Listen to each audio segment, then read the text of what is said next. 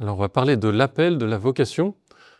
Donc, c'est un thème qui peut nous inquiéter quand on est jeune. J'espère que vous n'êtes pas trop stressé au début de ce topo. C'est-à-dire, qu'est-ce qui va me tomber sur la figure? Ne vous inquiétez pas, on est tous dans le même bateau. Et surtout, ce qui nous rassure, c'est que ce n'est pas Frère Jean-Paul qui vous appelle, c'est le Seigneur. Donc, c'est en lui que se fonde notre appel. Les 2 points que je vais développer ce matin, ils sont assez brefs. C'est de vous dire que l'appel, il est d'abord universel et ensuite il est personnel. D'accord? C'est assez simple à retenir. 2 points très simples. Faire le lien avec le thème de l'espérance, le fait d'assumer la vocation chrétienne va faire de nous des signes, des témoins d'espérance. Voilà, on reviendra là-dessus. Donc la vocation, l'appel de Dieu, il est d'abord universel. C'est l'appel à la sainteté. Et ça, c'est l'œuvre de Dieu, par excellence. C'est lui qui appelle l'homme à se convertir et à devenir saint. C'est lui qui l'appelle à devenir son fils bien-aimé, son enfant bien-aimé, sa fille bien-aimée. Et nul ne peut venir à Dieu, nul ne peut répondre à cet appel sans la grâce de Dieu. Notre appel, notre vocation, elle est une promesse de Dieu, une promesse que Dieu va réaliser. C'est là où elle est gage d'espérance pour nous. Vous voyez, c'est pas c'est pas la promesse de quelqu'un qui est impuissant à nous aider ou impuissant ou détaché de cette destinée qu'il nous donne. Au contraire, il est le premier impliqué, c'est le premier protagoniste de notre vocation. C'est lui qui nous appelle à devenir saints et c'est lui qui nous sanctifie. Donc c'est son œuvre. Et c'est un appel qui nous met en relation avec Dieu, Trinité. Jésus dit « Nul ne vient à moi si mon Père ne l'attire ». Vous voyez que c'est quelque chose qui vient nous rejoindre très profondément et dont on n'a pas forcément conscience. Nous sommes attirés par Dieu, notre Père, à venir auprès de Jésus entendre une parole sur ce Dieu qui nous aime. Nous sommes attirés par Dieu, notre Père, à contempler Jésus, à mieux le connaître. Et ça nous traverse.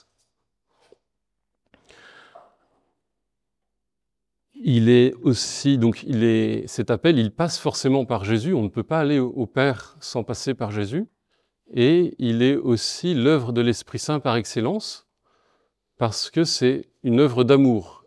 Et toute œuvre de Dieu qui est en rapport à l'amour de Dieu est l'œuvre de l'Esprit Saint. Et ce travail de l'Esprit Saint, c'est celui qui concerne plus particulièrement le fait que c'est quelque chose de personnel, quelque chose qui nous rejoint intimement. Voilà.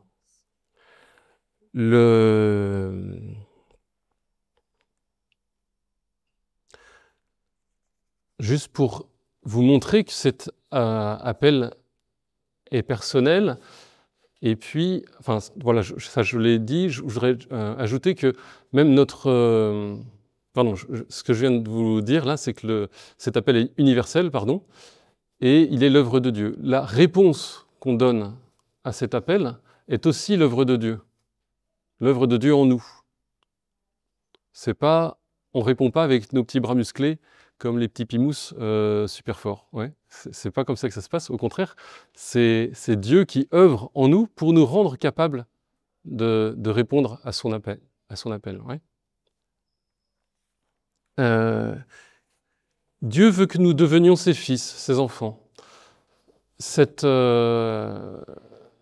vie, pour nous, cette vocation, c'est l'accueil de la grâce divine, l'accueil de la vie divine. Donc c'est l'accueil d'une vie qui nous dépasse complètement. C'est quelque chose qui nous transcende, qui transcende notre nature humaine, qui n'est pas à notre taille. Cette grâce, c'est la grâce de notre baptême, c'est celle qui est donnée à notre baptême et dont on est sûr, parce que le propre des sacrements, c'est nous conférer une grâce dont on est sûr de l'avoir reçue. Vous voyez, à partir du moment où vous avez reçu l'eau du baptême et que le prêtre a dit « Je te baptise au nom du Père, du Fils et du Saint-Esprit », vous êtes certain d'être enfant de Dieu. C'est le Christ qui l'a institué. D'accord ? C'est le propre des sacrements. Et notre vie chrétienne est fondée sur cette vie sacramentelle sur laquelle on peut vraiment s'appuyer parce qu'on en est certain. Oui, on a Dieu qui s'est engagé pleinement à nous donner la vie divine par ces sacrements-là, par ces signes-là.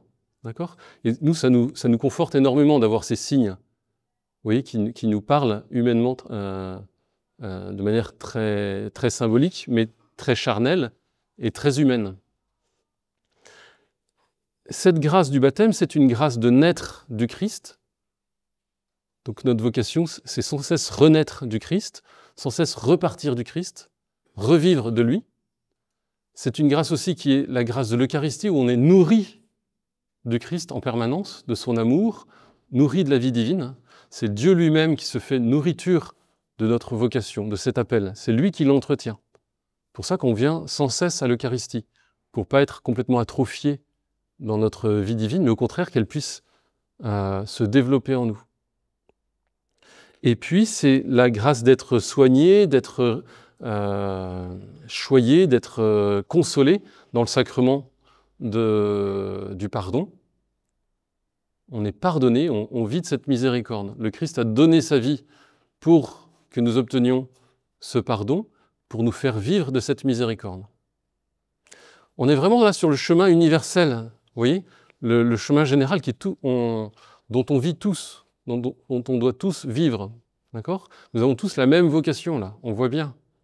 Nous devons vivre du Christ, naître de lui, se nourrir de sa vie et se nourrir de sa miséricorde, recevoir cette miséricorde et avancer vers le ciel dont je pense Sylvain Marie de vous parler au moins un tout petit peu parce que c'est le but vers lequel nous marchons.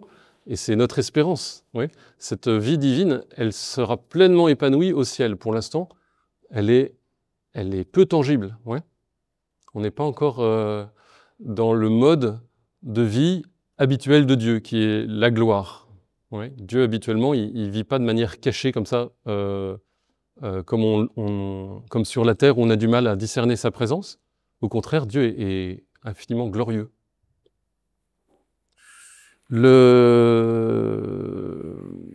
Et puis, ce qui va aussi toucher nos activités, c'est que nous recevons même un sacrement qui fait de nous ses témoins.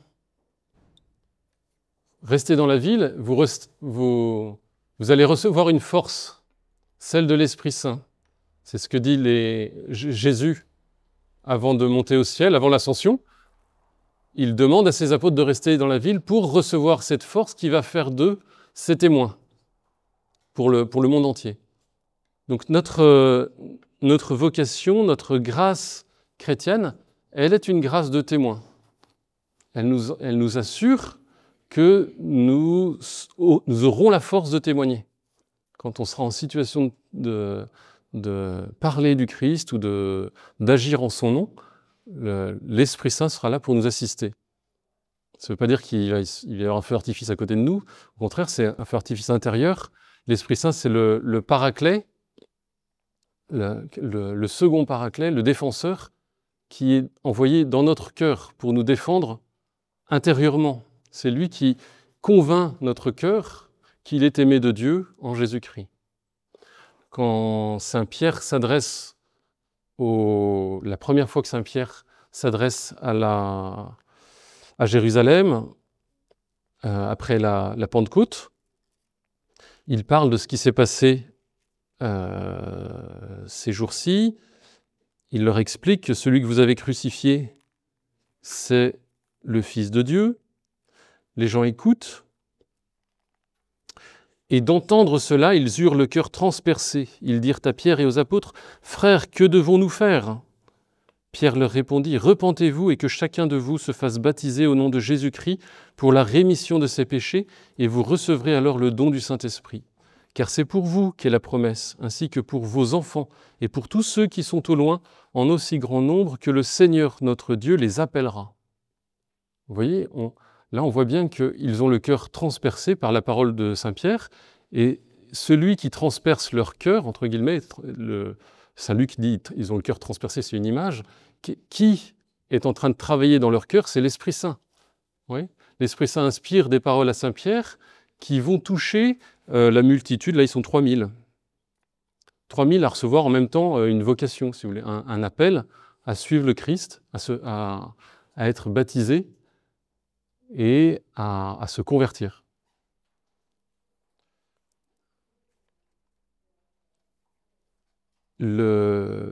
Saint Pierre, il parle du Christ, le Christ qui nous a été envoyé pour nous manifester l'amour du Père, qu'il l'a fait une fois pour toutes. Nous, on en parle entre nous, on réévoque cette vie du Christ qui nous a été donnée, ce qu'a fait le Christ, et pendant ce temps-là, l'Esprit Saint travaille notre cœur pour nous convaincre intérieurement que ce que le Christ a fait, c'est pour moi, c'est pour toi. Il t'a aimé quand il était sur la croix, c'est pour toi qu'il a livré sa vie. C'est le travail de l'Esprit Saint que de toucher notre cœur pour nous montrer que l'amour de Dieu qui a été manifesté sur la croix est pour nous personnellement. Donc cette vocation, elle est à la fois universelle, si vous voulez, vous avez la même vocation que votre voisin, on est tous appelés à devenir enfants de Dieu, et à la fois elle est très personnelle, et vous ne savez pas ce que l'Esprit Saint est en train de faire dans le cœur de votre voisin. À ce niveau-là, justement, de l'appel.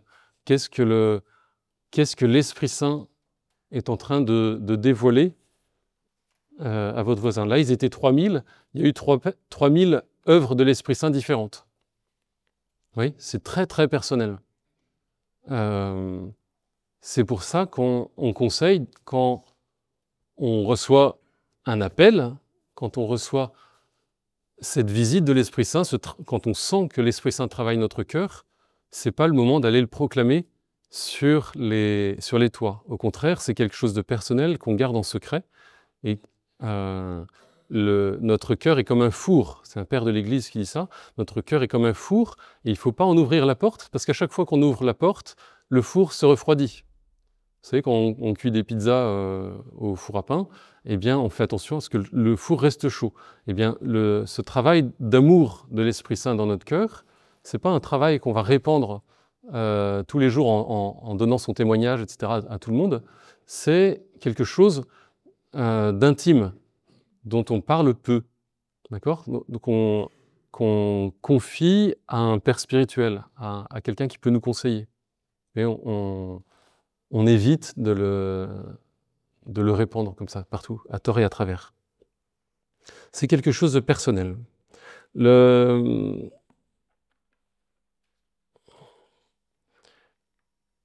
Quand on a découvert le prix de la grâce que Dieu nous donne, on a le cœur transpercé, comme les gens qui entendent Saint Pierre, on a le cœur transpercé de savoir que Dieu a livré sa vie pour nous donner la vie divine.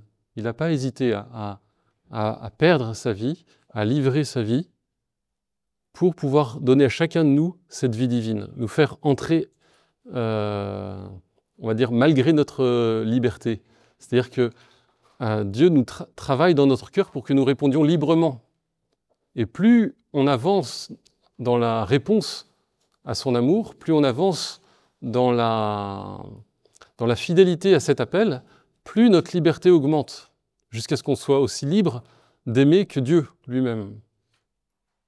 Et on est de plus en plus libre de dire oui, si vous voulez.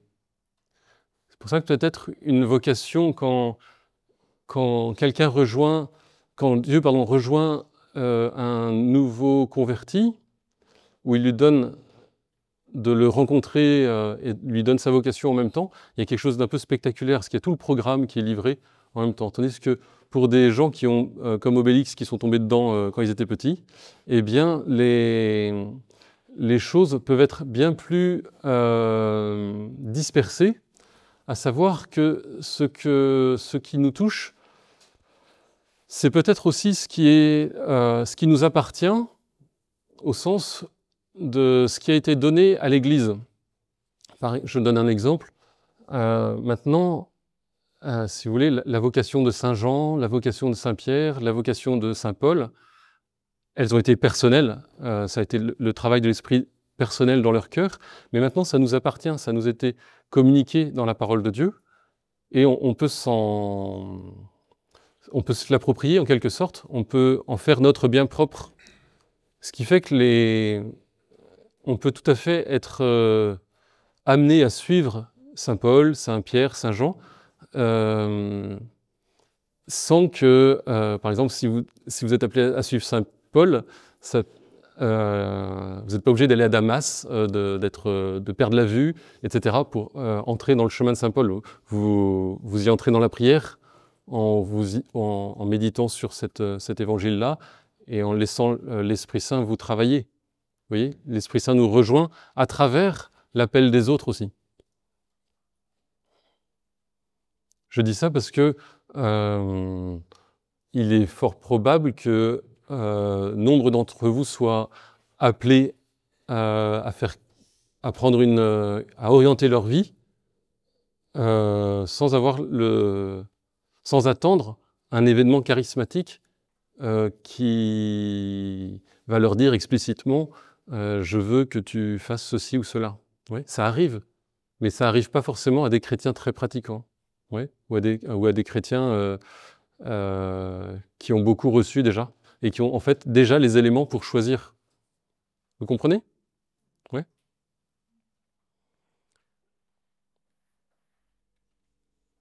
Donc quand on découvre la valeur, le prix de la grâce que Dieu nous donne, cette invitation, cet appel à le suivre, quand on découvre le prix que Dieu y a mis, on a forcément, enfin, on va dire, naturellement, naît en nous le désir de nous consacrer à lui. C'est la consécration baptismale qui est notre réponse, et c'est aussi la consécration, dans le prolongement de cela, c'est la consécration religieuse. C'est-à-dire que on a envie, comme on voit combien on est aimé, on a simplement envie de répondre à cet amour. Vous voyez ? C'est la vocation religieuse, elle vient, on va dire presque naturellement, dans la continuité de la grâce baptismale. Pourtant, elle est surnaturelle, oui. Elle n'est pas... c'est pas avec le petit bras musclé qu'on répond à l'appel de Dieu à entrer dans la vie religieuse, parce que il y a quelque chose de contre nature. Naturellement, on est plutôt fait pour se marier, engendrer, etc. Mais notre cœur est naturellement kidnappé, quoi, par Dieu. Ouais. On sent que notre cœur est saisi. Oui. Et le baptisé, quand il se laisse rejoindre par Dieu, dans son cœur, par l'Esprit Saint, par ce visage du Christ qui s'affiche en lui, eh bien, il a né en lui en même temps ce désir de répondre. Et là, c'est comme la parabole de celui qui découvre un trésor dans un champ. Il y avait un champ, un trésor caché, nous dit Jésus. Le royaume des cieux, il est comme un trésor caché dans un champ. Le gars, il va vendre tout ce qu'il a pour acheter le champ. Voilà, c'est la même chose. On vend tout ce qu'on aime, tout ce que notre cœur aime, pour pouvoir acheter ce champ, nous approprier ce champ. C'est comme la parabole de la perle précieuse, celui qui cherche partout une perle précieuse et qui la trouve. Alors là, il vend tout ce qu'il a pour acheter cette perle-là, parce qu'elle elle vaut bien plus que les autres. D'accord ? Donc ça nous parle de cette vie religieuse qui a pour but de nous consacrer totalement. Oui, on vend tout ce qu'on a pour suivre le Christ. Et puis le but là, c'est d'acheter ce champ. Vous voyez, c'est d'acquérir ce champ. Là, ce qu'on veut, c'est contempler cette grâce qui nous est donnée dans sa source. On veut contempler cet appel personnel que Dieu nous fait dans le Christ. On veut contempler ce visage du Christ qui me dit « Je t'aime, suis-moi, viens ». Et puis, je vous disais que la vie chrétienne, naturellement ou automatiquement, elle est une vie qui nous envoie en mission parce que le Christ veut faire de chacun d'entre nous des témoins. Il nous confirme pour cela. Il ne veut pas qu'il y ait des chrétiens qui restent à se tourner les pouces en se disant « qu'est-ce que c'est chouette d'être chrétien ». D'accord ? Non, il veut naturellement dans notre cœur, quand nous devenons de plus en plus chrétiens, quand nous contemplons de plus en plus le visage du Christ, naturellement, nous avons envie de le transmettre. Et même si on est carmélite, vous voyez la petite Thérèse, la petite Thérèse de l'Enfant Jésus, de Lisieux, elle voulait être missionnaire, elle voulait être prêtre pour pouvoir donner le Christ. Oui. Donc il y a des choses contradictoires dans l'appel, quelque part. Ça part dans tous les sens. Ouais. Mais c'est à travers ça, c'est simplement le désir que Dieu met dans notre cœur de vivre comme lui. Lui-même, il veut partager son amour, lui-même, il veut se faire connaître, lui-même, il veut rejoindre chacun qui sont autour de nous, et il le veut en passant par nous, oui. Soit par notre prière, soit par notre action, ou les deux. Ouais. Ça, c'est la mission apostolique du chrétien. Elle est encore quelque chose qui naît naturellement, universellement, pour chacun.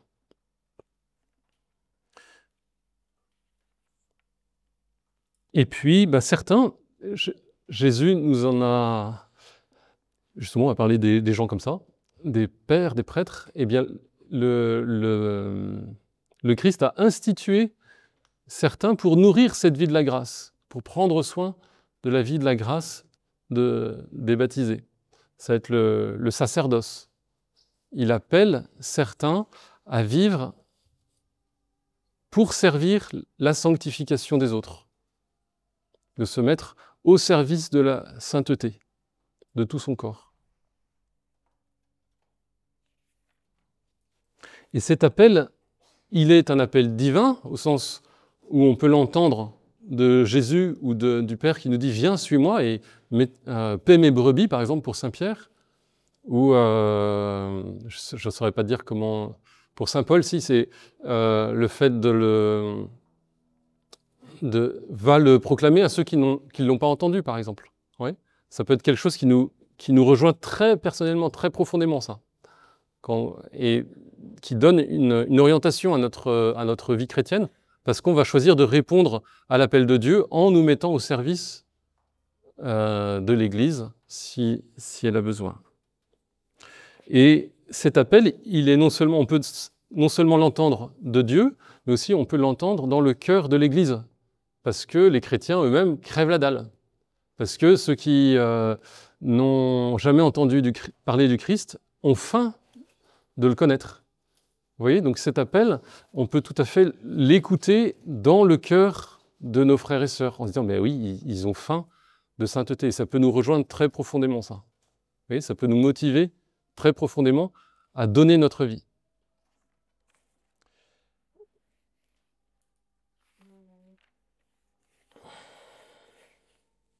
Je vous ai dit que l'appel à la sainteté, c'est un appel qui vient de Dieu, qui nous fait entrer en relation avec la Trinité, le Père, le Fils et l'Esprit Saint. C'est l'œuvre de Dieu, parce que c'est une grâce que de répondre à son appel, et c'est appuyé, nourri par la grâce qu'on répond à l'appel de Dieu. Et puis, c'est une rencontre personnelle du Christ. C'est-à-dire, souvent, quand on rencontre le Christ, dans cette première rencontre, il y a caché dedans un appel, un programme prophétique, si vous voulez, une espèce de prophétie sur toute votre vie. C'est ce qu'on regarde dans les évangiles. Vous pouvez regarder les rencontres que Jésus fait de Saint Pierre, de Saint Paul, de Saint Jean. Ça leur trace un azimut, vous voyez, une direction, qui va orienter toute leur vie. C'est pour ça qu'il faut prendre au sérieux ce qui se passe dans votre cœur, même si vous êtes très jeune. Parce que Dieu, il rigole pas, lui. Oui. Il a peut-être plus de mal avec des amnésiques comme moi, parce que moi, j'oublie pas mal de choses. Mais même pour les amnésiques, il a un programme de vie. Il a une manière dont l'amnésique, il va pouvoir témoigner de Dieu, bien qu'il ne se souvienne pas de ce qu'il a vécu hier. Okay. Il y a C'est ça qui est très beau dans la vocation chrétienne et qui justement fait de nous des signes d'espérance, c'est que Dieu a un programme, entre guillemets, ou un sens. Il est capable de donner sens à toute vie humaine qui répond à son appel. Vous voyez, même si on a une blessure, un pet au casque ou je sais pas quoi, il est capable d'assumer notre fragilité, notre petitesse, nos limites, et de nous faire témoigner de lui à notre manière, d'une manière voilà, qui sera unique. Cette alliance personnelle qui commence dans la rencontre du Christ avec celui qui va lui répondre, eh bien, c'est une alliance qui nous plonge dans la foi, qui nous oblige à la foi, qui nous contraint à la foi. On est contraint de croire, hein. Vous voyez, on est obligé de croire. C'est-à-dire que c'est le mode dans lequel on va devoir répondre. Donc même le fait qu'on répond à un appel va devenir objet de foi. C'est-à-dire que c'est le... Et plus ça va, plus il va falloir poser des actes de foi, comme quoi, bah oui, je réponds à un appel que Dieu m'a donné, et je ne suis pas en train de faire mon business, ou c'est pas moi qui ai une idée sur ma vie, et c'est normal quelque part que j'en ai pas, parce que je réponds à celui qui a une idée sur moi. D'accord ? C'est pas forcément clair, la vocation. Et puis, c'est quelque chose aussi qu'on découvre en répondant, au fur et à mesure. Moi, j'aime beaucoup prendre les actes des apôtres et d'essayer de comprendre comment Saint Paul, qui agit dans les actes des apôtres, agit dans la foi. C'est-à-dire sans trop savoir ce qu'il doit faire, et quand il le fait, en posant un acte de foi, que c'est ça qu'il doit faire. Quand vous regardez Saint Paul comme ça, vous dites, ah ben oui, en fait, ah oui, c'est vrai qu'il a plutôt la foi. Hein. C'est quand même musclé. Quand vous regardez toute la vie de Saint Paul comme quelqu'un qui agit sans trop savoir si c'est ça qu'il doit faire, ça met la barre assez haut. C'est-à-dire que les actes de foi peuvent vous demander de sauter très haut, de faire des choses complètement de soin de soi au niveau humain. L'exemple, c'est quand justement le moment où Saint Paul s'approprie sa vocation, c'est le moment où il va reproduire pour un autre ce qu'il a reçu sur le chemin de Damas quand il a été rendu aveugle par Dieu et quand il lui a été donné la foi, quand Dieu l'a convaincu qu'il était en train de travailler contre le Christ, qu'il était en train de persécuter son Église. Il l'a convaincu, Saint Paul, d'être antichrist, si vous voulez. Et c'est comme ça que ça commence. Il est convaincu par Dieu qu'il est complètement hors circuit, il travaille contre Dieu. Donc pour un juif, vous comprenez que il part de loin. Et lui, Saint Paul, la première manière dont il va évangéliser, c'est de rendre quelqu'un aveugle. Donc c'est quand même une évangélisation un peu bizarre. C'est-à-dire qu'on comprend pourquoi Saint Marc s'est barré, parce que Saint Marc, lui, au contraire, il a vu Jésus délivrer des aveugles, et là, il est avec Saint Paul qui rend aveugle un type. Alors, vous faites comment, oui. La vocation, c'est aussi très personnel, et ça fait que le témoignage de chacun revient pas forcément aux autres. Vous voyez, on n'est pas forcément fait pour travailler ensemble et répondre à l'appel de Dieu ensemble, parce que nous, on est plus touchés par Saint Paul, si vous voulez. Alors, oui, Saint Marc, ça nous va bien, mais c'est moins, je sais pas. Oui, on sait que Jésus rend la vue aux aveugles, mais ça nous parle moins. Ou c'est l'inverse. Moi, c'est plutôt Jésus qui soigne, qui vient au contact des pauvres et lui rendre la vue. Donc, je ne comprends pas le miracle que fait Saint Paul.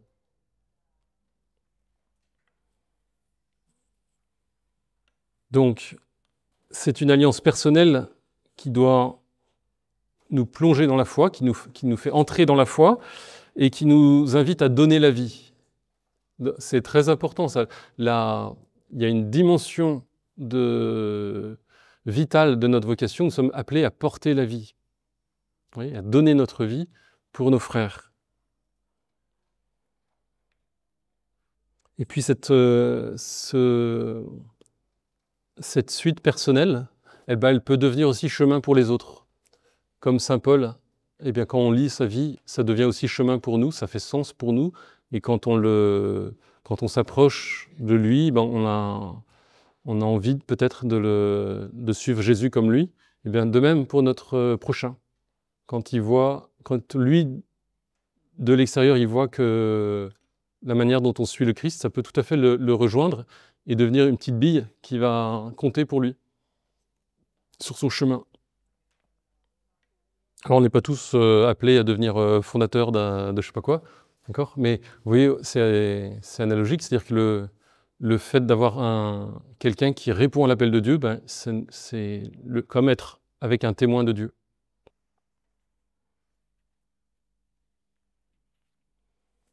Je termine simplement en vous lisant une citation du pape François. Alors, pour ceux qui ont dormi pendant les 20 minutes, il y page 363, il y a un topo de secours sur la vocation. Voilà, dans le Magnificat, si vous voulez d'autres choses, eh ben, il y a une suite ou il y a autre chose dans votre Magnificat. Et je lis dans le premier paragraphe la citation du pape François. Ainsi, comme l'a dit le pape François, la vocation inclut l'appel à la vie, l'appel à l'amitié avec lui, l'appel à la sainteté. Elle place notre vie face à Dieu qui nous aime. Et elle nous permet de comprendre que rien n'est le fruit d'un chaos privé de sens, mais que tout peut être intégré sur un chemin de réponse au Seigneur qui a un plan magnifique pour nous. C'est en ça que assumer cet appel à la sainteté, y répondre dans notre cœur et puis officiellement dans l'Église, eh bien ça fait de nous des témoins, des pèlerins d'espérance, des témoins de l'espérance, des signes d'espérance. Parce que il n'y a qu'à voir les statues dans l'Église, dans toutes les églises, on représente les martyrs avec soit leur hache sur la tête, leur flèche dans le cœur, etc. Même les tuiles qu'on se prend dans la vie, elles sont assumées par cette vocation. C'est-à-dire que ce n'est pas parce qu'il vous arrive des malheurs que votre vocation disparaît. Au contraire, c'est une manière de nous unir à Dieu, de le suivre. Donc vous voyez que ça, c'est un signe fort pour le monde, pour ceux qui sont blessés par la vie, mais sans aucune promesse derrière. Tandis que nous, la promesse que Dieu nous fait, elle est solide, elle est fiable, elle est vraie. Amen. Est-ce que vous avez des questions? Qu'est-ce qui se passe si on ne répond pas à l'appel de Dieu? Qu'est-ce qu'il se passe si on ne répond pas à l'appel de Dieu? On va en enfer. Au sens où l'appel de Dieu à la sainteté, il n'est pas optionnel. Non, pas l'appel de Dieu à la sainteté, l'appel de Dieu personnel. Eh bien, c'est personnel, l'appel de Dieu à la sainteté. Ça va être la manière dont Dieu nous rejoint. Alors après, je pense que ta question, c'est qu'est-ce qui se passe si Dieu m'appelle à telle vocation, à tel état de vie, et que je ne réponds pas, c'est ça? Oui, c'est ça. Là, je voulais te faire peur au début. Mais en fait, oui, j'ai lié les deux parce que c'est... ce que je voulais que vous entendiez d'abord, c'est que cet appel, il est d'abord universel parce que c'est d'abord un appel à aimer, à vivre de la charité, et c'est ça qui prime. Et peut-être qu'en plus, dans votre vie, vous aurez peut-être plusieurs états de vie. Il y a des saints, des saintes qui se sont déjà mariés, ensuite qui sont devenus veufs, ensuite ils sont devenus fondateurs religieux. Donc ça évolue, c'est bien plus secondaire. Vous voyez, et c'est moins important quelque part. Alors certes, quand on est jeune, ça nous inquiète, on se dit « mais qu'est-ce que je dois faire ?» tout. C'est lourdingue, mais ce qui prime sur notre vie, c'est cet appel personnel de Dieu à l'aimer, à répondre avec sa grâce à son amour. Vous voyez ? Et les choses s'ordonnent quand on répond à ça. Vous voyez, si on met les choses à l'envers, on ne trouve pas son siège dans le wagon, parce qu'on n'a même pas trouvé le wagon, quoi. Vous voyez, il y a quelqu'un qui est assis à notre place 78. Oui, mais vous, c'est le wagon 15. Ah, pardon. Oui, il y a un ordre, et l'ordre, c'est d'abord de répondre à l'amour de Dieu qui nous rejoint et qui veut que nous accueillions sa grâce. Vous voyez, c'est là-dessus qu'on se focalise pour pouvoir même avoir des éléments justement sur cette deuxième question, à savoir où est-ce que Dieu nous attend, quel est le chemin qu'il trace pour nous. Et encore une fois, c'est très différent pour quelqu'un qui fait une rencontre quand il est adulte du Seigneur, et peut-être dans cette rencontre, il est très lucide de ce qui se passe, plutôt que quelqu'un qui naît dedans, dans la communauté chrétienne, et qui reçoit tout au fur et à mesure que tout s'éveille en lui, et qu'il est appelé à tout ordonner, etc. Donc les choses sont très très variées. Alors qu'est-ce qui se passe si on ne répond pas à l'appel de Dieu? Ça dépend à quel niveau on est, quoi. Si c'est que tu ne réponds pas à la grâce de Dieu, bah oui, c'est dangereux, ça. Au contraire, celui qui ne veut pas entrer dans la grâce de Dieu, répondre à la grâce de Dieu, qui s'y ferme, lui, il se destine à l'enfer, oui, vraiment. La grâce de Dieu, c'est le fait que le Christ ayant livré sa vie pour nous, il siège auprès de Dieu, et que maintenant, quand on s'approche de lui, il est capable de nous donner accès auprès de Dieu. C'est-à-dire qu'on a un ticket gratuit qu'il nous donne, et qu'il a mérité pour nous, qu'il a acheté pour nous, il les a, il nous les donne. Et donc, on trouve accès auprès de Dieu gratuitement.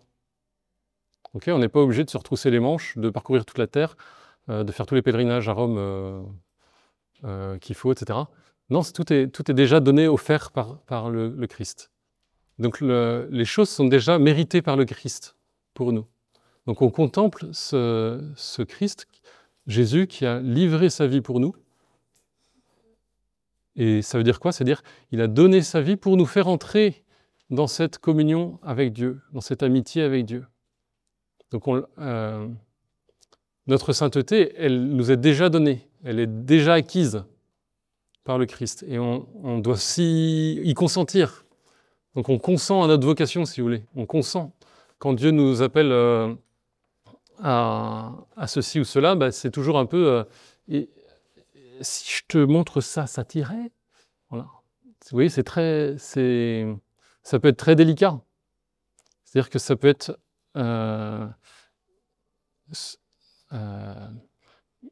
je vous dis, au fur et à mesure qu'on répond à l'appel de Dieu, on grandit dans la liberté. Donc pour des chrétiens plus avancés, les choses vont se faire de manière très ténue. Parce que vous êtes déjà très très libre de répondre à la grâce de Dieu, d'orienter votre vie un petit peu plus par là ou un petit peu plus par là. Il va falloir choisir d'aller au ciel en choisissant les bons moyens. Donc ça veut dire que je vais choisir des moyens qui sont adaptés à cette fin.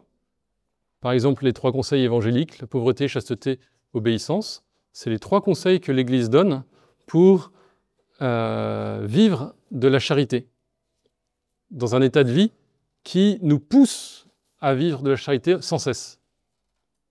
Quand on s'applique à vivre de la pauvreté, de l'esprit de pauvreté, l'esprit d'obéissance, l'esprit de chasteté, notre humanité est poussée à vivre dans la charité. Donc ça, c'est les 3 conseils de l'Évangile. On peut se dire, oula, ça c'est d'accord, c'est vraiment très proche de la fin, c'est des beaux conseils, mais pour moi, là, ça va être un peu dur. Je vais peut-être trouver des manières de vivre l'Évangile un petit peu plus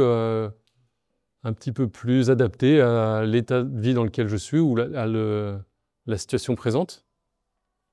Et donc, dans l'accompagnement spirituel, avec votre père spirituel, vous pouvez essayer de trouver quels sont les moyens pour vivre de la grâce de Dieu, qui sont plus adaptés à votre vie d'étudiant, à là où vous en êtes aujourd'hui. On retient quand même cet appel universel. Nous sommes tous appelés à être saints. Donc nous allons nous travailler à être saints. Même si elle est universelle, elle est aussi personnelle. Mais Dieu nous appelle en général, mais il m'appelle personnellement à être saint. Ma sainteté ne sera pas la sainteté des pères temporels, non. Je ne gaze pas souvent là-bas. Alors que lui, de temps en temps, il est caractère, pas spécial sur lui. Donc, en fait, Dieu appelle chacun de nous. Au-delà de l'état de vie, il nous appelle à être